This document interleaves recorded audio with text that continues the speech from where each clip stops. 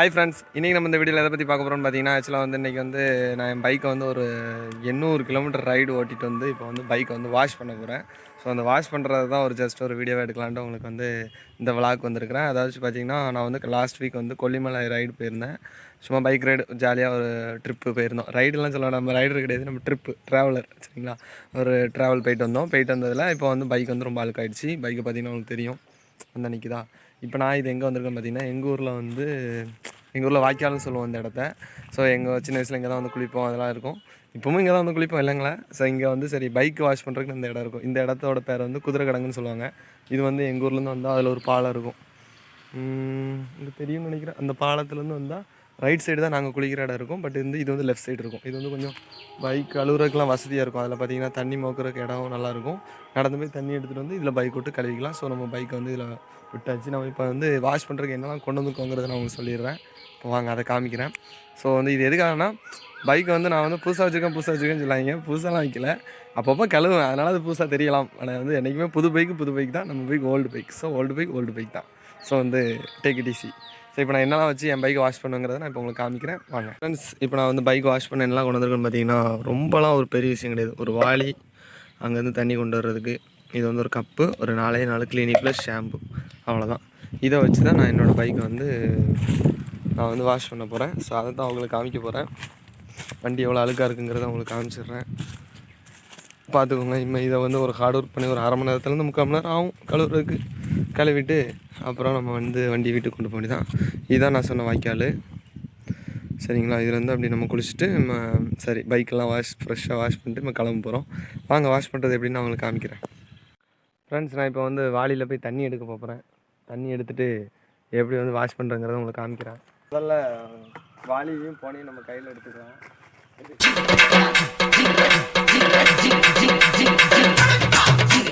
Friends, தண்ணி மாந்தாச்சு. இப்போ நம்ம வந்து பைக் மேலே ஊற்றி பைக்கை கழுவ வேண்டியதான். வாங்க காமிப்பேன். வாங்க பார்க்கலாம் எப்படி கழுவுறதுன்னு. ஃப்ரெண்ட்ஸ், வாளிலையும் போனிலையும் தண்ணி எடுத்தாச்சு. இப்போ இந்த தண்ணியை ஃபுல்லாக நம்ம வந்து பைக் மேலே ஊற்ற வேண்டியதான். இப்போ நான் ஃபஸ்ட்டு வந்து எப்படி வாஷ் பண்ணுவேன்னா, ஃபஸ்ட்டு நல்லா பைக்கில் வந்து எல்லா இடமும் தண்ணி படுற மாதிரி நல்லா ஊற்றிடுவேன். ஊற்றிட்டு அதுக்கப்புறம் வந்து கிளினிக் ப்ளஸ் ஷாம்பை வந்து அப்ளை பண்ணுவேன் சரிங்களா. அதுக்கப்புறம் மறுபடியும் தண்ணி ஊற்றி கழுவிட்டு மறுபடியும் துணியை வச்சு துடைப்பேன். இதுதான் நான் பண்ணுற மெத்தடு. ஸோ வந்து நான் இன்றைக்கி ஒத்தியோட தான் வந்திருக்கேன். இன்றைக்கி வீடியோ எடுக்கிறதுக்கு யாரும் சிக்கலை. ஸோ வந்து முடிஞ்ச அளவு ஒத்தியோல எவ்வளோத்துக்குள்ளே எடுக்க முடியுமோ எடுத்து நான் உங்களுக்கு காமிக்கிறேன். ஸோ வந்து முடிஞ்ச அளவு கொஞ்சம் அட்ஜஸ்ட் பண்ணி வீடியோ பாருங்கள் ஃப்ரெண்ட்ஸ். இப்போ பார்த்தீங்கன்னா பைக் ஃபுல்லாக நல்லா தண்ணி அடித்து விட்டாச்சு. இப்போ அடுத்து என்ன பண்ண போகிறோம்னா ஷாம்பு போட போகிறோம். இப்போ வந்து நம்ம ஒவ்வொரு பாக்கெட் ஷாம்பை ஓப்பன் பண்ணிக்கலாம்.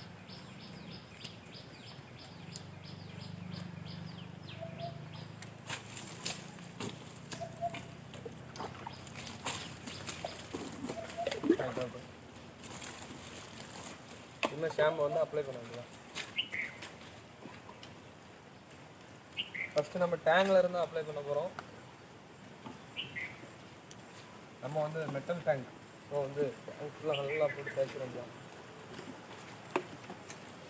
ஆக்சுவலாக கிளினிக் ப்ளஸ் ஷாம்பு யூஸ் பண்ணுறேன். நான் வந்து ஷாம்பு யூஸ் பண்ணால் கலர் ஃபேடாகவும் சொல்லுவாங்க.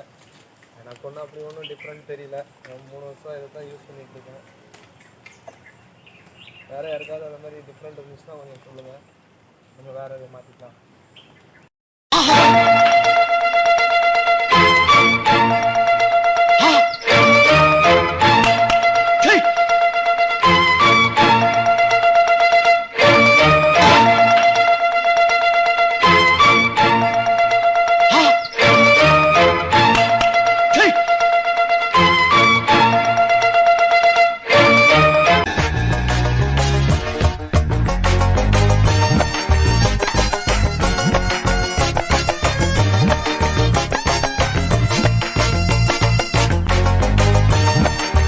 ஃப்ரெண்ட்ஸ், இப்போ பார்த்தீங்கன்னா வண்டி நல்லா வந்து தண்ணி ஊற்றி கழுவி ஷாம்பு போட்டு குளிப்பாட்டியாச்சு. ஃப்ரெஷ்ஷாக குளிப்பாட்டி இப்போ நம்ம ஓரமாக நிப்பாட்டிட்டோம்.